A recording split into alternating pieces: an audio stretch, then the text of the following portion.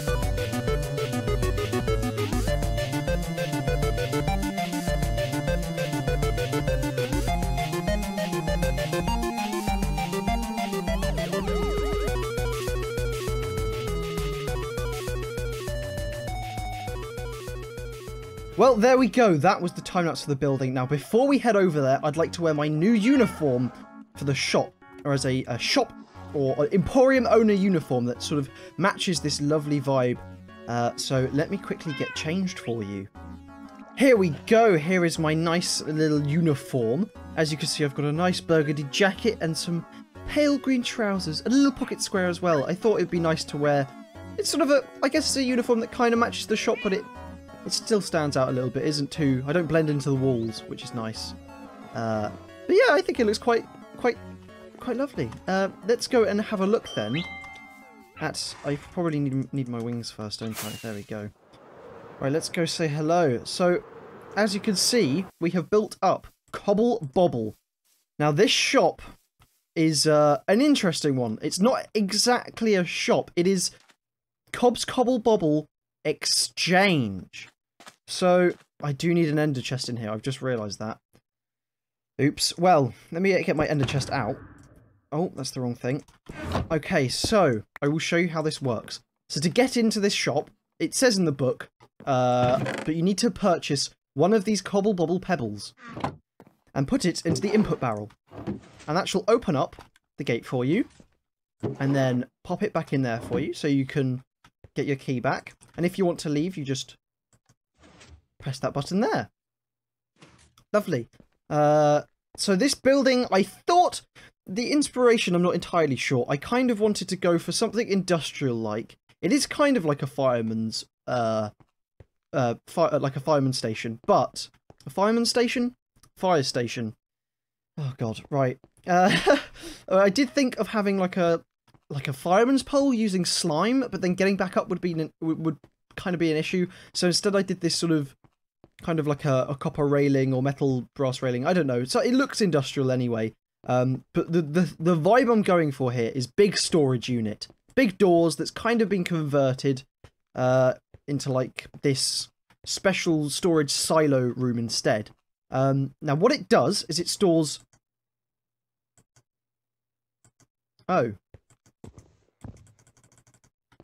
Well, I think the internet's died. I'll be back in a second. As I was saying, in this one, there is loads of stone. There will be stone in this one as well. There's lots of cobble in here, and there will be cobble in here too. So what happens is you can come up these ladders, you can travel up here, and input any amount of stone and cobblestone into these as you like, obviously in the correct ones. I think I'll put some labels down there as well so people know. But you can put as much as you like in here, and then you can take it out as well. So what it is it's a communal storage place for stone and cobblestone. Basically, I find that when I'm digging out huge areas, I get way too much stone and cobble, and it's just annoying to keep in my own storage system, because it basically maxes it out immediately, and it's just a pain, and I get too much extra, and I don't know where to keep it. So what I thought is I'll make a huge storage silo area, and obviously if it gets full, we'll make another one next to it, I think. But basically, anyone can put in any amount of stone and cobble in as they like, and then take out as much as they like. To gain access here, they obviously need to pay 6 diamonds for a cobble bobble pebble to enter. But once they've paid that 6 diamonds, they have that pebble for life, and they can take and input as much cobble and stone as they like. It doesn't matter if they haven't put any in and they take loads out. They've paid the diamonds. They are allowed to use this storage area and use the resources here. I think it's a good idea. Someone might abuse it and sell the cobble and stone, but the fact that this is free basically to take, I doubt they're going to make much profit if there's a whole storage silo that someone can come in and just remove it from. So you never know, someone might take advantage, but I hope not. Anyway, what I was going to do is I was going to show you how I make this storage silo, because if you can see, these lights are lit up here, and that is because these chests here are full. Let's show the redstone for this thing. So what I've done is I've placed hoppers going from that barrel at the top there, which is the input, and they basically lead down and all face into these chests. Now, when I put items in the barrel, what a hopper does is it sucks the item out, and it will prioritise going down to this bottom one. It will prioritise going down from the top barrel, and it will suck it down through all of these hoppers down to this bottom one and go into here. Now, when this chest is full, this hopper will start backing up with items, and when this hopper is full, it will then go into this one and start leading into this chest.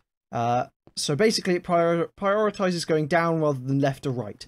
Now, when a hopper is full, or has an item in it, or a chest, it outputs a signal if you put a comparator. So let's put quickly some items in this. As you can see, that turns on. Now, it's put the items in there now, so that turns off. So obviously this one is filled with items, so this is full, which basically means, if you can see, that comparator there is on, and it's powering this block here, because it's shooting a redstone signal out, which is powering that lamp. So if I put a block of granite there, and now I put loads of items in, that lamp's going to turn on quickly. Let's do that again in case that was too fast. There you go. So that lamp is now on, because there was a comparator signal coming out, going into this block, and powering that lamp. So now I'm going to take those blocks out because I need them. And what we're going to do is we're going to pillar up all the way up here. Now, for this one, I can't put a comparator there because you can't put comparators on top of comparators. So I have to put a block there and do that. But that only does that one. So this is where this extra circuit comes in. So what we're going to do is we're going to place blocks here. Now I can do a comparator output from this hopper. Then a redstone dust there. And a redstone repeater there. And a block there. So that now, if that's full, it's going to power this comparator, which will power this block.